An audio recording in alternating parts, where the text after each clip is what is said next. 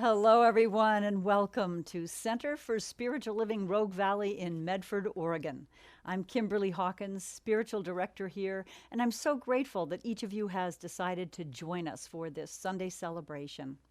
We're an open and affirming, inclusive spiritual community dedicated to teaching spiritual tools to both transform personal lives and help make a world that works for everybody.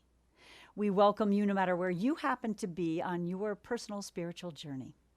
I want to recognize our small but dedicated group of volunteers who help us live broadcast this service in COVID times. Our director producer is Bill Miner, camera people Connie Miner, Shannon Schnibbe, Randy Clark, and Jason Rummel.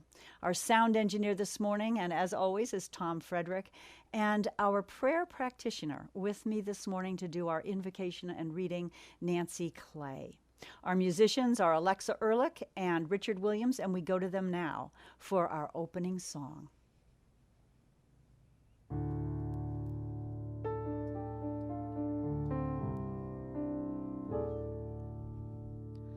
Thank you for this day, Spirit. Thank you for this day.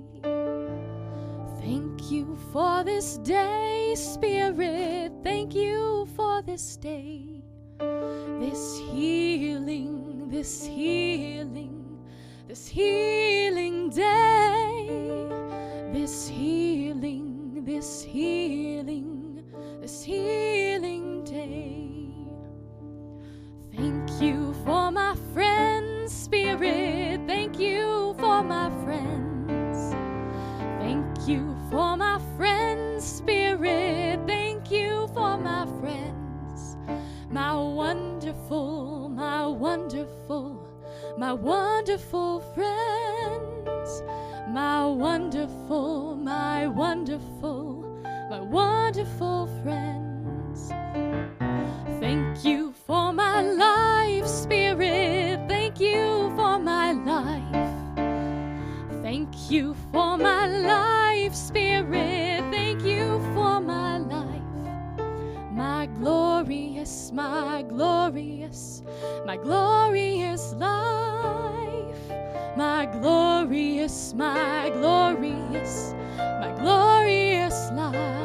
And thank you for this day, Spirit. Thank you for this day. Thank you for this day, Spirit. Thank you for this day, this healing day.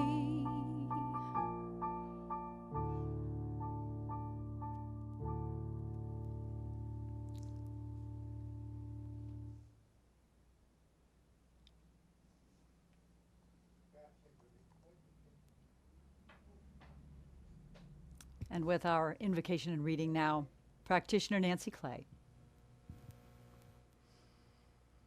As we come together this morning in faith and in celebration of our beautiful philosophy, I will start with my prayer that states firmly one of our most salient beliefs. All people are interconnected, relying on one another to live, grow, survive, and thrive. I remember this truth as I pray for others, taking part in humanity's innate urge to help and offer encouragement. I hold thoughts of peace, prosperity, and health for my loved ones. I expand my prayer to my friends, community, and country, imagining all people expressing their divinity. I extend my prayerful focus to other countries, envisioning peace, harmony, and mutual cooperation. It is my privilege to hold the high watch and pray for all my human family. I am part of a sacred trust, and my prayers are leading all people toward their highest and best good, awakening to their divine identities and shining their light. And so with great gratitude we can say together, and so it is.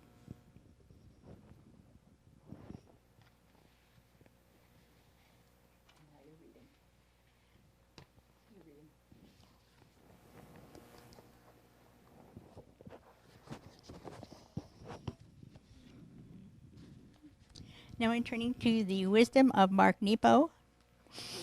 It was one of his daily readings from his book, the Book of Awakening. And the title of this talk is Settling into the Wait. Be serene in the oneness of things, and erroneous views will disappear by themselves. That is a quote from Sang San. I am sitting in Bryant Park in New York City as I write this.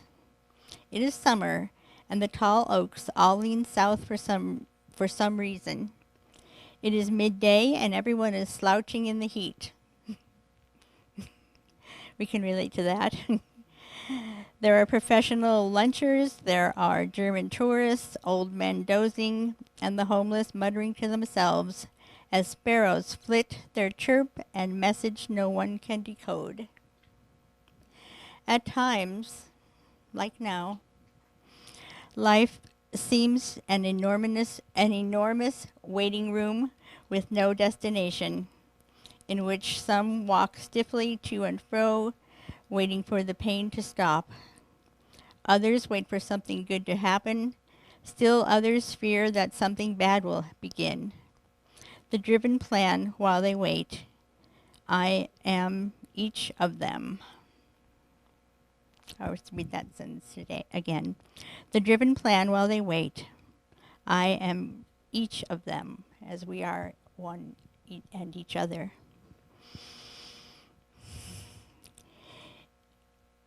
It is such a struggle, has always been, for each of us to settle deep enough into the wait, until we discover that there's nowhere to go.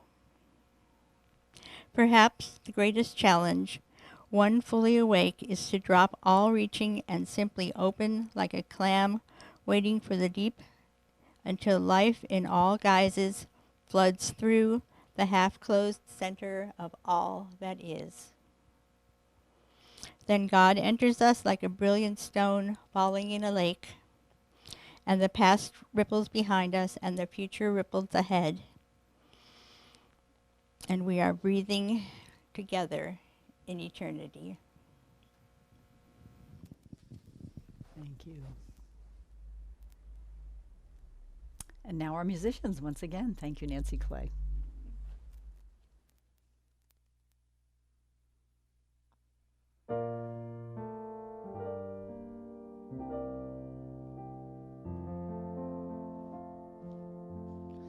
Every morning, the light keeps getting brighter as I wake up to the truth. Every day, I'm feeling so much lighter, and the world seems fresh and new.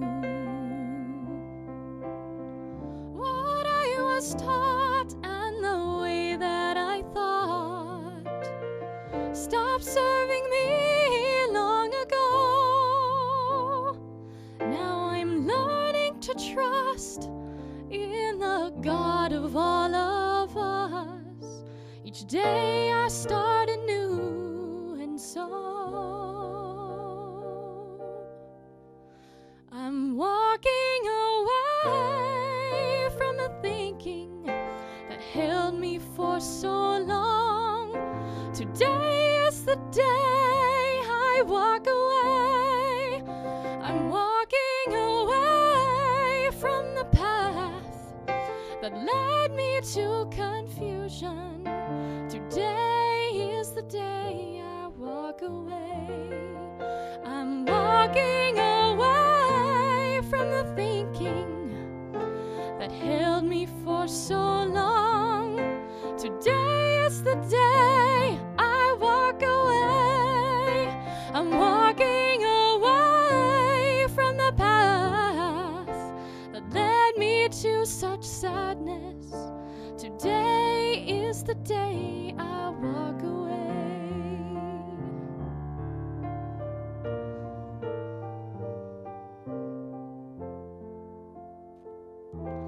Every morning brings a new beginning. By grace, another day to be.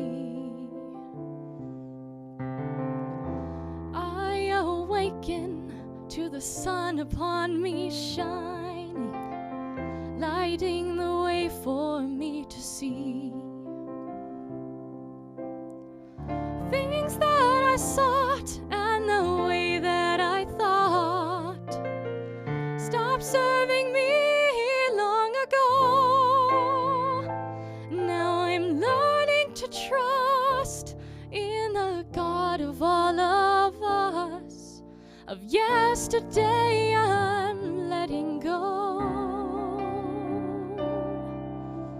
I'm walking away from the thinking that held me for so long. Today is the day I walk away. I'm walking away from the path that led me to confusion. Today is the day I walk away. I'm walking away from the less than that held me for so long. Today is the day I walk away. I'm walking away from the thinking that led me to such sadness. Today is the day I walk away. Today is the day I walk away. Every day I walk away.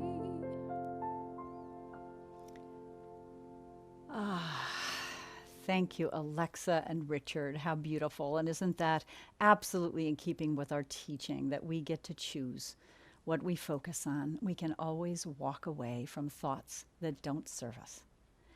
Well, it's a new month, September, and we have a new theme. I've chosen to speak this month of September about conscious aging, moving from ego-centered life to soul-centered life. You know, we really do live in two worlds, or we have two beings, if you will. We are human beings with physical bodies dealing with the material world, if you will. But we're also divine spiritual beings. We are eternal souls. As one author put it, we have borrowed these biodegradable spacesuits for a limited amount of time so that our souls can walk around on this earth plane. And so I've chosen also two fabulous books for us to focus on this month. Our books of the month are, first of all, Ram Dass's Still Here, Embracing Aging, Changing, and Dying. Certainly change is inevitable, as we all know, but not something that we all embrace easily much of the time. The second book is by Father Richard Rohr, who is a Franciscan priest. He wrote Falling Upward, A Spirituality for the Two Halves of Life. Rohr tells us that we grow spiritually much more by doing it wrong than doing it right. In other words, it's our challenges, our losses, our betrayals that really grow us spiritually. We learn from our mistakes, from our challenges. And I just want to reassure our younger listeners that the two halves of life, the second half of life isn't necessarily just a chronological concept. In other words, if I expect to live till at least 80, the second half of my life would begin at age 40. No, the second half of life is really more about our spiritual growth, our spiritual maturity. So the reality is sometimes a young person, even in their 20s, might be entering what Rohr refers to as the second half of life, when we're growing in God, when we're centering more on soul than ego.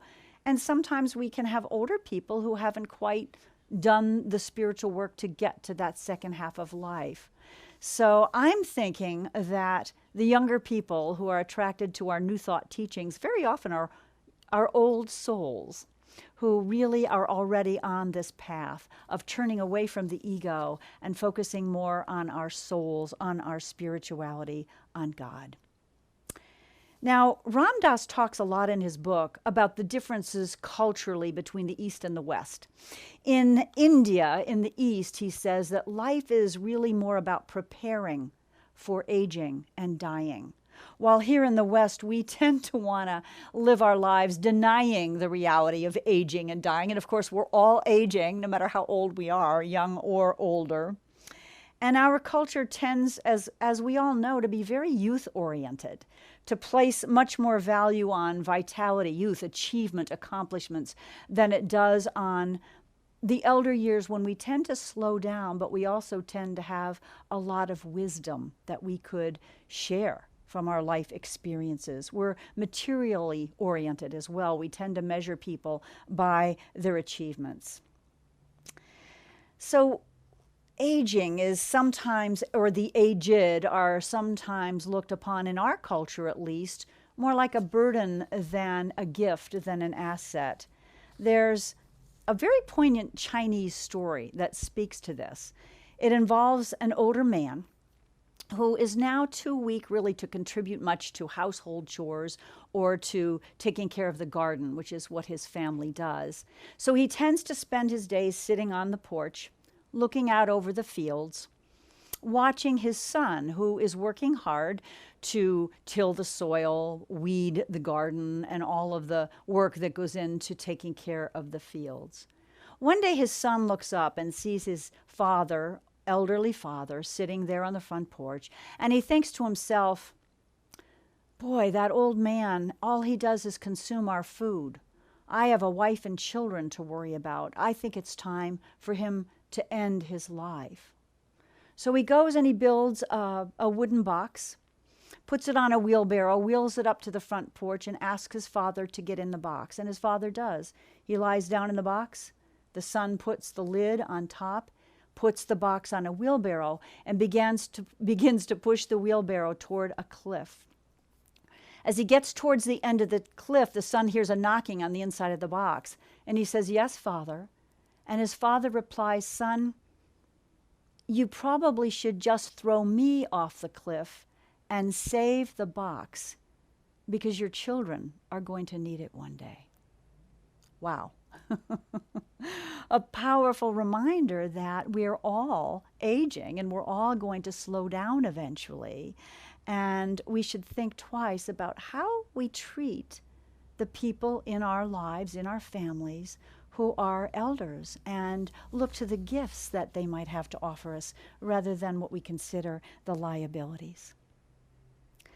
So as I understand it, in India, when one turns 60, they're considered to be on the threshold of a new stage in life, where we're meant to turn away from worldly things and focus on God. Isn't that a beautiful idea? Whereas in our culture, many of us strive to look young, be young. Think about the cosmetic industry, cosmetic surgery, people worrying about working out and keeping strong bodies even and there's nothing wrong, of course, with staying healthy and fit. But when it becomes obsessive, it belies the truth that we are eternal souls, that we're not our bodies, we're not our personalities. I must admit, I got caught up for a while when I would, even in the gym, when I'd be working out, I'd see ads on the screen for, skincare that's going to make you look young. And several times I fell into the trap of ordering expensive skincare that really didn't make a difference.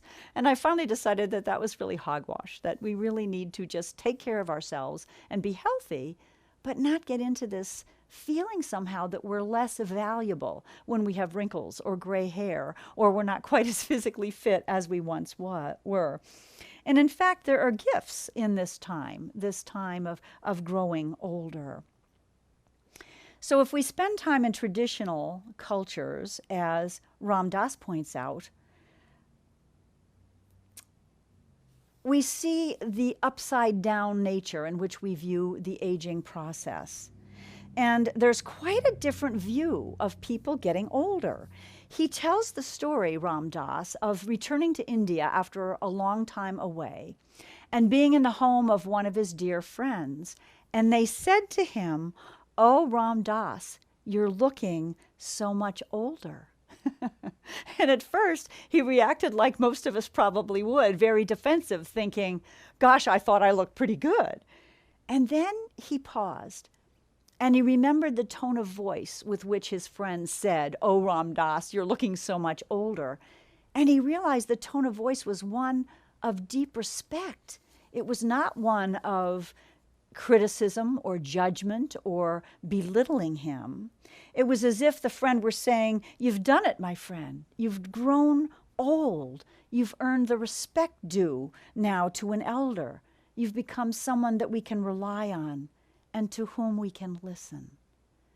I just love that. I love that different attitude about aging. Now, of course, growing older does bring up fears. And this is this is part of the process, like I talked about earlier, of being human, not just divine. So some of the fears are things like losing our physical capabilities and strength, maybe being embarrassed about things we can't do, maybe being embarrassed about our memory. And I think that, we need to learn to become okay and accepting the changes and looking for the gifts. Of course, keeping a sense of humor can really help a lot. And I want to share with you this little poem from a Hallmark card, which speaks to what happens when our mental sharpness tends to decrease when we get older. The Hallmark card says this: "Just a line to say I'm living, that I'm not among the dead, though I'm getting more forgetful and more mixed up in my head. For sometimes I can't remember when I stand at the foot of the stair if I must go up for something or if I've just come down from there. And before the fridge so often, my poor mind is full of doubt. Have I just put food away or have I come to take some out? And there are times when it's dark out with my nightcap on my head. I don't know if I'm retiring or just getting out of bed. So if it's my turn to write, there's no need in getting sore. I may think that I've written and don't want to be a bore. Remember, I do love you, and I wish you were here. And it's nearly mail time, so I'll say goodbye for now, my dear." There I stood beside the mailbox with my face so very red. Instead of mailing you my letter, I've opened it instead. I love my new bifocals. My dentures fit me fine. My hearing aid is perfect, but Lord, I miss my mind. Oh my. So, we can get caught up as we notice changes as we age in what Ram Dass calls what if-itis. If only-itis. If only I still could do this, or if I had this capacity, or if only I had done this when I was younger, if only things were different.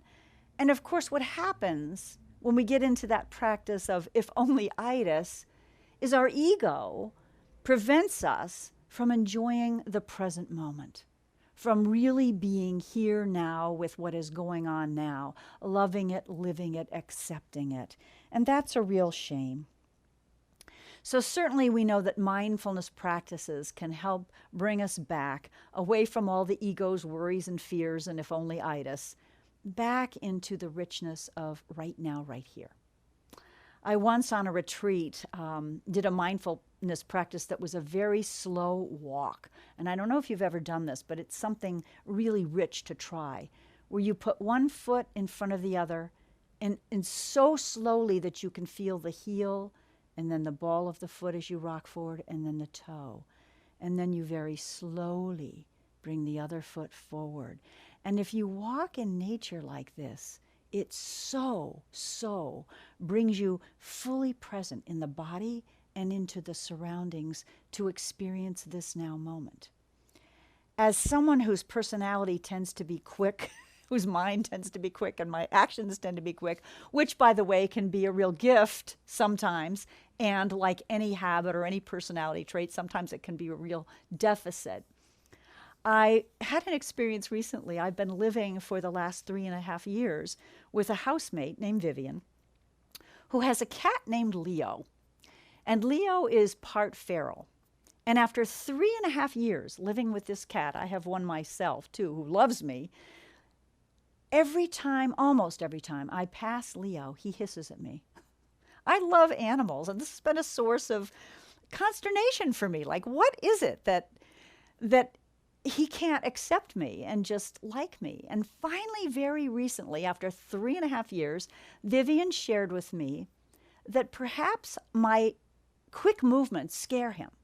And that when I walk by him in my fast-paced life that I normally do, he's wondering what my next move is and not trusting me. So I actually have been doing a little experiment for the past couple weeks where I'm trying to mindfully slow down. And instead of brushing past him on my way through the house to do this or that, to slowly walk by him and pay attention to him. And you know what? It seems to be working. He very seldom hisses at me when I can walk by and be present in the moment. And I share that because what if we were able to do that not with just animals, but with everyone and everything in our life? What if we could slow down enough and be mindful enough to be fully present, at peace, relaxed, and aware of the effect of our actions, not only on our own psyche and our own peace of mind, but on others as well?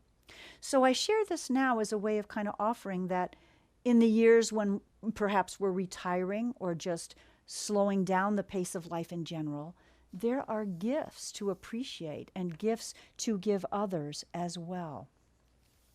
Ram Dass uses the phrase, ripening in God. I almost named my talk this, and someone said, no, maybe that's kind of weird, but ripening in God. So just as my tomatoes are ripening now on the vine and looking luscious and delicious and coming to the point where I can harvest them and enjoy them, as we age, we're ripening as souls. We're ripening into a deeper awareness, at least that's the idea, like they have in India, that would serve us to really be more present about the spiritual side of us, the eternal soul side. We believe we are eternal souls, not going to die physically, yes, but not spiritually.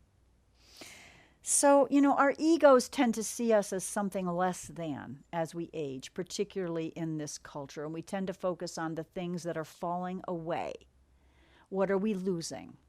But as Richard Rohr reminds us, we can be falling upward. We can use this time of loss in some regards to be a time of focusing on what really matters and falling upward, which is, of course, is a paradox when we think about it, but certainly possible. We get to choose how we age, what we focus on. And I'm reminded of the psychologist Erik Erikson's stages of life. In later life, we go through what he calls, hopefully, a generative phase around late 40s, 50s, leading into 60s, where we're focusing less on our personal needs because we've done all that first half of life stuff, which I'll talk about it in a moment. We've established a career and a family if we're going to, and so on. And we can focus instead on the needs of others, on those around us, and on the world in general. And then the last stage of life, according to Erikson, is the wisdom stage. The wisdom stage. And my hope is, as many of us baby boomers age, that we can bring about a change in the way we view elders, both the way we view ourselves and the way we view elders in general in our culture. So I wanted to talk about this first half of life that Richard Rohr writes about. I am going to encourage us, all of us, whether we're still in our 20s or 30s or, getting up there on the chronological scale of aging. I am hoping this month as we talk about this, that we can learn to find a place that we can stand in relation to aging, where we can find, instead of loss and if only itis, we can find spaciousness.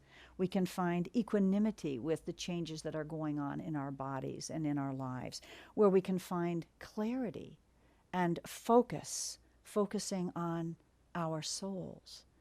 I think the whole isolation that's happened during COVID has helped some of us do this even prematurely, as we've narrowed our focus, we've narrowed our activities, we've slowed down, and we've had a chance, hopefully, to focus more on mindfulness practices and being fully present in the moment. And it's been challenging, I will admit that. I mean, sometimes it feels boring or same old, but it is an opportunity if we choose to look at it that way. So again, this idea that we grow spiritually more from the challenges in our lives than the achievements in our lives. And so as we grow older, we probably have more of an opportunity to grow if we choose to be open to that. In our culture, we tend to struggle more to survive in our early years than to thrive. And I'm hoping as we age, we can focus more on thriving spiritually. Monk Thomas Merton said, "We spend our whole lives climbing the ladder of success, only to find often when we get to the top that our ladder is leaning against the wrong wall." Wow. So there's nothing wrong with all the things we do in the first half of life. We need to do those things, but we can switch our focus. We can honor our perceived mistakes and grow spiritually from them. In 2 Corinthians 12:10, Paul said this, "I am content with weaknesses, insults, hardships, persecutions, and calamities, for when I am weak, then I am strong." Wow. That's an interesting concept, isn't it? When I am weak, when I am challenged, when I am forced to look at truth with a capital T, that I'm not just the circumstances of my life, I'm not just the losses or the calamities, and certainly we have some calamities going around worldwide right now with COVID, but this is an opportunity to be strong in God, is it not? Now, another point that Rohr makes in his book is that we are pretty much an adolescent culture here in the West, focused on the tasks of the first half of life. And I don't think I somehow talked about that, so let me backtrack a minute. So the first half of life, we are focused on things like establishing a career, establishing relationships, building a family, really getting clear on our sexuality, our gender identity. We're facing questions in life that have to do with who am I and what's my purpose and how am I here to relate to other people. Those are first half life questions. We're building a container, if you will. And later on in life, we get to decide how do we want to fill that container. And we're also learning kind of the rules, the ropes. We learn spiritually the 10 Commandments. We learn about ethical issues and integrity. We learn how to be good citizens. And later on, maybe we learn a little bit of how to break the rules once in a while. Jesus certainly broke rules. He healed on the Sabbath. He turned over the table in the temple. He spoke truth to power. He didn't always follow the rules, but we kind of have to have a container first and know the rules before we're prepared to break them. So I wanted to read a little passage from Falling Upward about this idea that we are kind of a young culture in a way that maybe doesn't serve us, an adolescent culture. He writes, "In the first half of life, success, security, and containment, looking good to ourselves and others are almost the only questions. They are the early stages in Maslow's hierarchy of needs. In a culture like ours, still preoccupied with security issues, enormously high military budgets are never seriously questioned by Congress or by the people, while appropriations reflecting later stages in the hierarchy of needs, like those for education, health, care for the poor, and the arts, are quickly cut, if even considered. Their message is clear that we are largely an adolescent culture." Wow, interesting, isn't it? So this implication that if we embrace the gifts of the second half of life, if we leave behind the first tasks of striving and building the container, we might transform our whole culture. Rohr reminds us that the most common phrase, the most common one-liner in the Bible is "be not afraid." Be not afraid. He says if we don't move beyond our early motivations of security, reproduction, and survival, the fear-based preoccupations of the lizard brain, we will never proceed beyond the lower stages of human or spiritual development. That is food for thought, my friends, yes? In the Bible, one of the parables, Jesus talks about new wineskins versus old wineskins. He says that,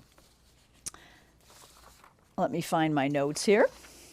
He says that people do not pour new wine into old wineskins. If they do, the wine will burst the skins, and both the wine and the wineskins will be ruined. No, they pour new wine into new wineskins.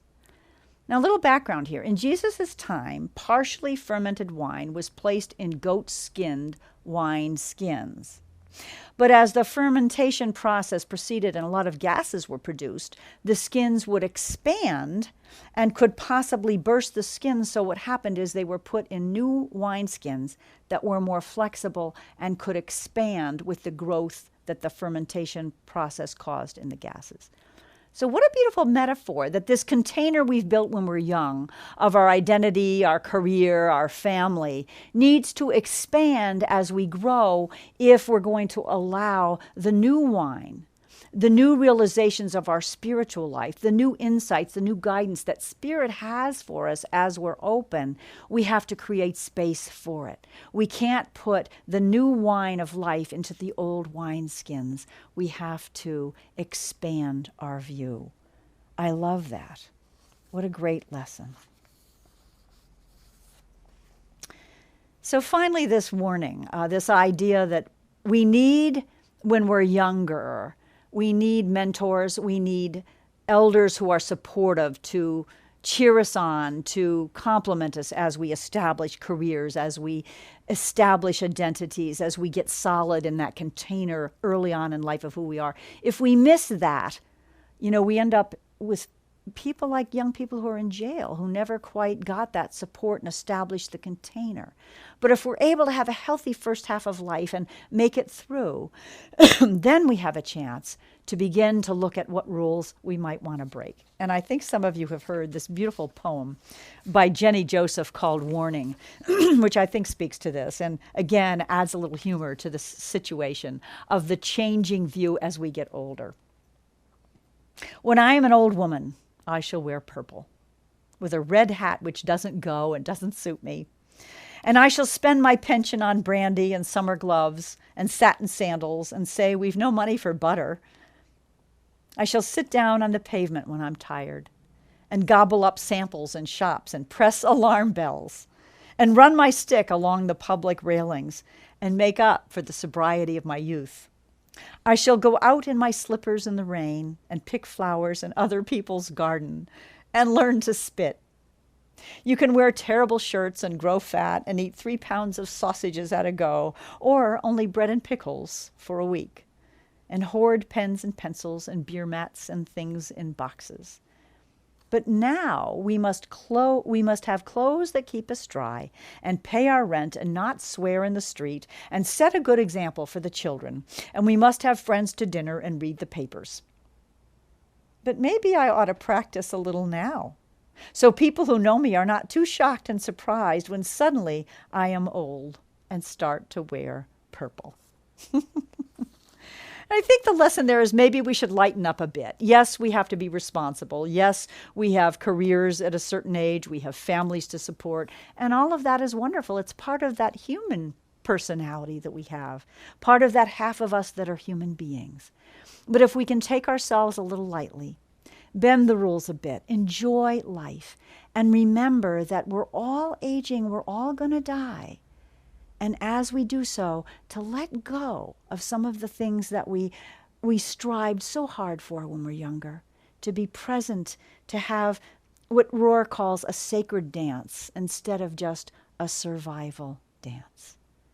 And so falling upward, what a beautiful concept. As we let go of certain abilities, certain capabilities, as we let go of past hurts, as we allow them to grow us spiritually, as we allow our focus to broaden so that we can be supportive of the younger generation, supportive of a culture that can look to the higher level things like education and healthcare for everyone, and a world where we value everyone, no matter whether their skin is black, white, or else other colors, where we can honor everyone, including our elders. I'm going to leave you with another quote about healing, which is interesting, from Richard Rohr. Healing is not the same thing as curing. And this is kind of interesting as we grow older and perhaps are challenged with physical ailments. Healing does not mean going back to the way things were before, but rather allowing what is now, to move us closer to God. That idea, my friends, is the idea of allowing a new wineskin, a new perspective, a broader view of life, and allowing ourselves to really embrace the fact that we're spiritual beings having a human experience. That human experience will end eventually, but the soul, the spiritual experience, goes on. Let's go into prayer. And so taking a deep breath, embracing all of life as it is right now, in the midst of COVID, in the midst of tremendous change, financially, physically, in an era where we can't meet, whether it's with big family reunions or crowds of other sorts, in this tremendous time of change and challenge, I turn my attention once again to God, to that presence and power that is always with us, in us, through us, all around us, that presence that is an eternal presence of peace, of divine order, of abundance, of beauty, of wisdom, intelligence, guidance. How good it is, no matter what age we are, whatever stage of life we're in, whether it's the second half of life or the first half of life, how good it is to take a pause, to be mindful, to slow down, perhaps to walk softly as we pass others, to take notice of what's around us, the beauty in this moment, to remember that we're all aging, we're all moving toward that cliff that Chinese elder was carried toward. We're all moving toward that cliff, whether we're young or old. But that there are gifts all along the way, and that we are indeed grown spiritually more by the challenges than by our successes. What a beautiful perspective to keep. What a beautiful perspective to know that each stage of life is precious. Each person has gifts to give. And so, like in India, perhaps we can learn to look at ourselves as we age and our fellow travelers as we age, knowing that their biodegradable spacesuit may be deteriorating, but their souls, their life lessons offer wisdom to ourselves and to others that are invaluable, that the second half of life can be even better than the first half of life. Blessing each one of you, blessing each one in this room and in this center that has helped produce this broadcast this morning. Blessing our world as we learn to be more than an adolescent culture, as we learn to be a culture that turns our attention away from ego concerns, away from material views, towards spiritual truth and knowledge. We are each valuable, precious, awesome souls having a human experience, and we can make that experience a deeper, regenerative experience for everyone. I bless all of you, my friends, and I just release this word in great gratitude to speak these truths, in great gratitude for our books of the month, for this philosophy, for each of you listening. I just release this word knowing this prayer, as all prayers, has been heard and answered, and so it is. Amen. We turn now to our musicians, Alexa Ehrlich and Richard Williams.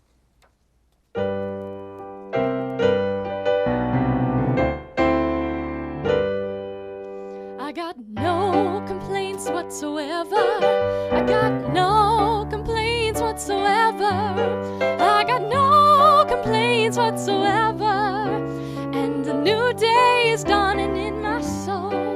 I got no complaints whatsoever. I got no complaints whatsoever.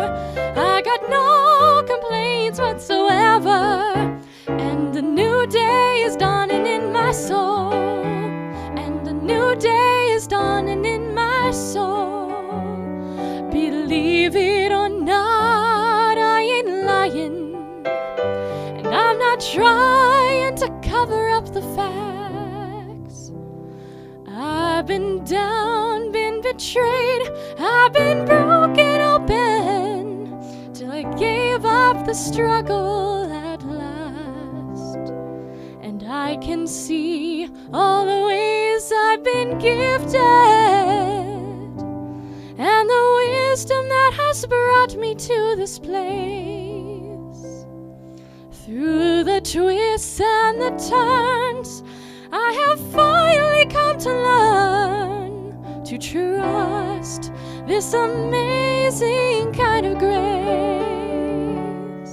And I've got no complaints whatsoever. I got no complaints whatsoever. I got no complaints whatsoever. And a new day is dawning in my soul.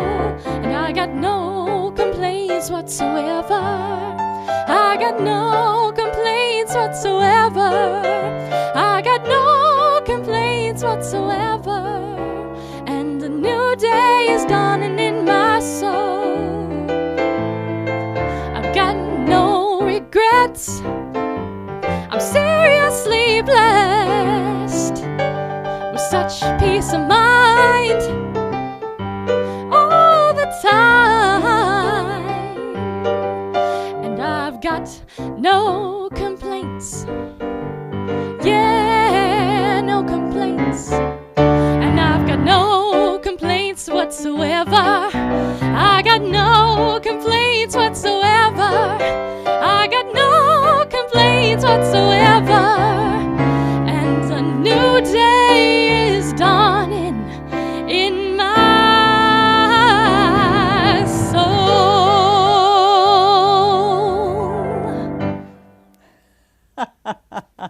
Oh, what a perfect song.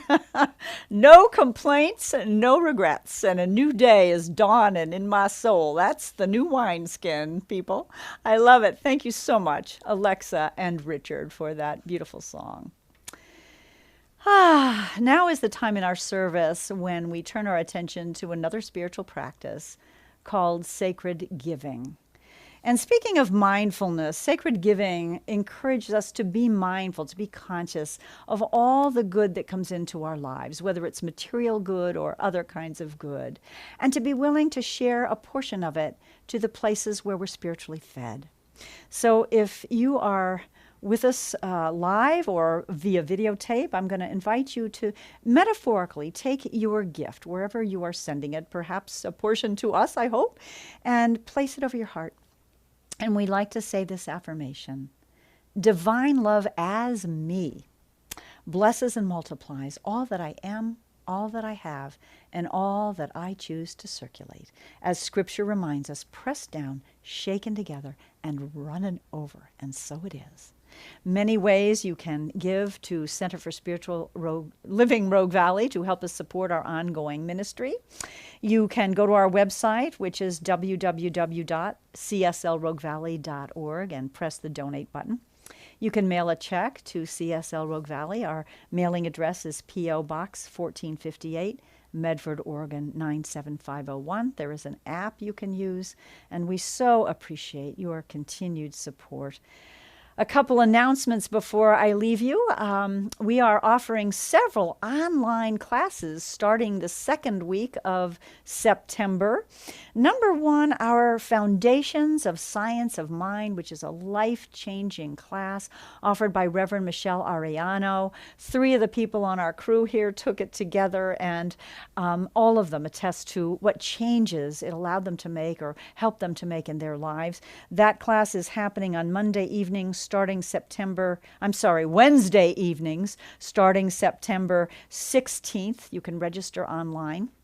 And if you don't get our newsletter with all the information about classes, you can, on our Facebook page, sign up for our email newsletter, which comes out on Wednesdays each week. If you've taken Foundations of Science of Mind, a wonderful second step is the Essential Ernest Holmes, which takes a look at some of the more mystical, lesser-known writings of the founder of Science of Mind, Ernest Holmes. It is a tremendous class with great animated discussions. So I will be teaching that on Monday evenings on Zoom, also starting on September 14th. And on Thursday afternoons, Dr. Alan Ackroyd, one of our board members, will be teaching Sept, quantum physics, and ultimate reality, taking a look at some channeled works, which is another way we receive divine guidance, through channeled works. Not a lot of homework for that class, and you can sign up for that as well. If you go to our website and click on classes, you simply need to write in the name of the class you're signing up for and make a little deposit. If you have any questions, you can email us at cslroguevalley@gmail.com. cslroguevalley@gmail.com. We go now one more time to Alexa and Richard for our closing song. Take it away, you two.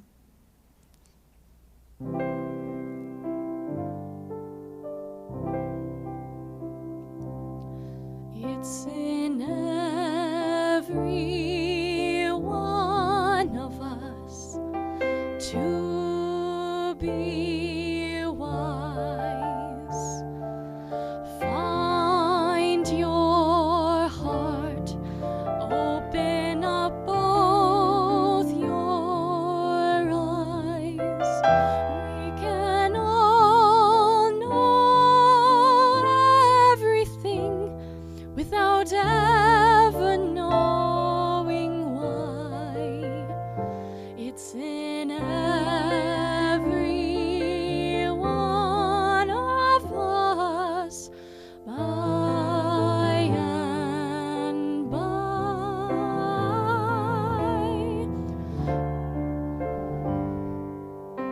It's in every one of us to be wise.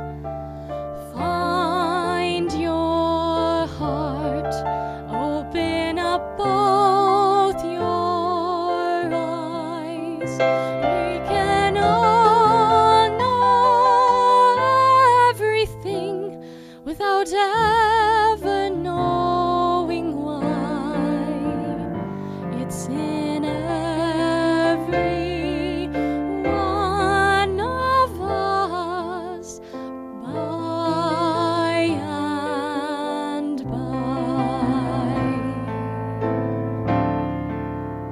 By and by.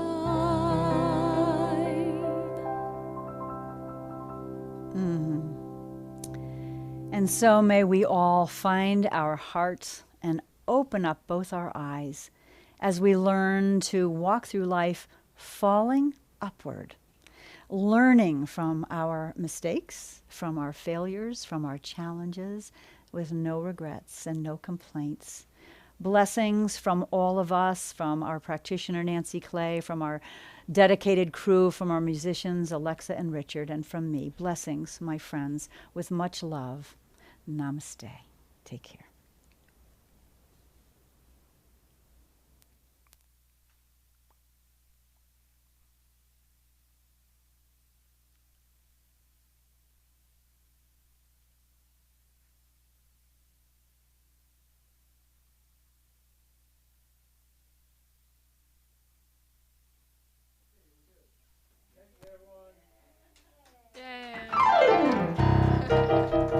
Yeah, we are done. Oh, nice.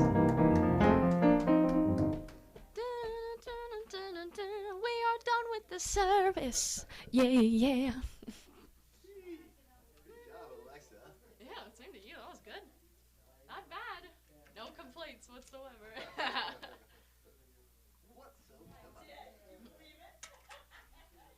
Woo. Wonderful. Thank you. Thomas. Thank you. Any comments about the monitors, the sound, everything good for you? It was good. Except the piano turned itself on. Again, I know. You're like, oh. Oh, no. Yeah, I mean, I had already turned it off and back on. And it's got a mind of its own. I know. Maybe that's I like know a, that it does. must be like a power save option or something. Possibly. Wow. And a custom music stand, man, it doesn't get any better than I that. know. they were moving equipment from out of Scottish Rite Center. I thought it was all going to come over here, but some of it ended up in a storage place at Ashland. Nothing where.